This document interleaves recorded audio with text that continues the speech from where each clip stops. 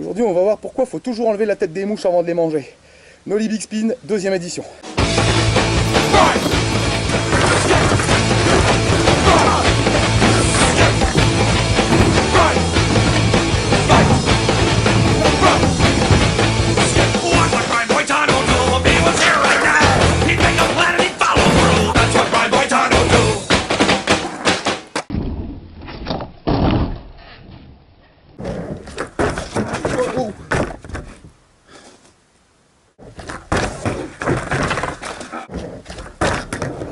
Bon, c'est le même principe que le premier Big Spin qu'on a vu, si t'as pas vu, t'iras voir. À part que là, on va partir carrément dans l'autre sens. C'est pour ça, en fait, l'histoire du préambule avec les varioles d'un côté ou de l'autre.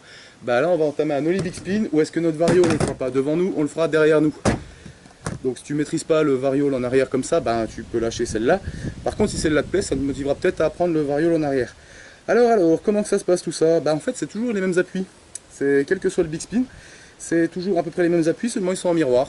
Puisque en fait on est en général forcément à un moment ou l'autre à l'envers, puisqu'on a tous un sens. Alors comment qu'on se place pour cette merveille? Bah ça c'est tout bête. Donc le pied arrière, comme ça, bien asseyant, prêt à combattre. Le deuxième, bien là, bien calé sur le taille. Pas trop au bord, ça sert à rien. Vraiment là, comme ça, vraiment à ras de la planche. Et en fait, vous pouvez même le mettre un peu plus comme ça si tu te sens mieux, tu le mets comme ça. Et en fait, le geste va être avec le pied comme ceci. Ici, on va lancer vers là et ici, on va lancer derrière. Ça, quoi. Ok? Et tout en lançant. Parce que le plus dur à choper là-dedans, en fait, c'est pas le mouvement, c'est juste le poids du corps à placer d'un côté à l'autre. Parce qu'en fait, c'est une figure où on a tendance à énormément, on va dire, partir en arrière. Ce qui fait que comme c'est un 180, il faut se projeter à fond en avant pour pouvoir avoir une chance de le rentrer. Si on reste surplacé qu'on bidouille comme ça, on n'a vraiment aucune chance. Donc le mouvement s'entame à 90 degrés, mais vers là, pour le coup, puisqu'on va tourner vers là. Avec bien sûr la ferme intention pour le corps de faire à 180 degrés. Alors plus le corps aura l'intention de faire à 180 degrés, plus il y a de chances que ça se passe bien. Démonstration. Voilà, là j'étais trop en arrière.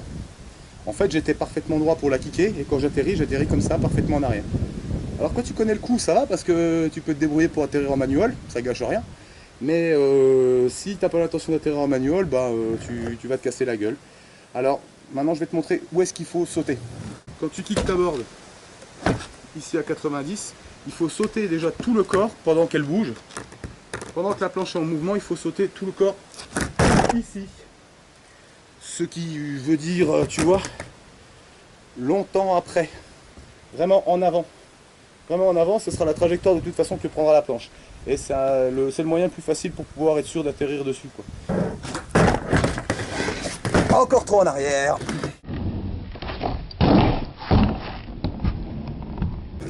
Alors, la petite astuce pour être sûr de faire un vrai 180, c'est que finir un Big Spin comme ça, c'est joli.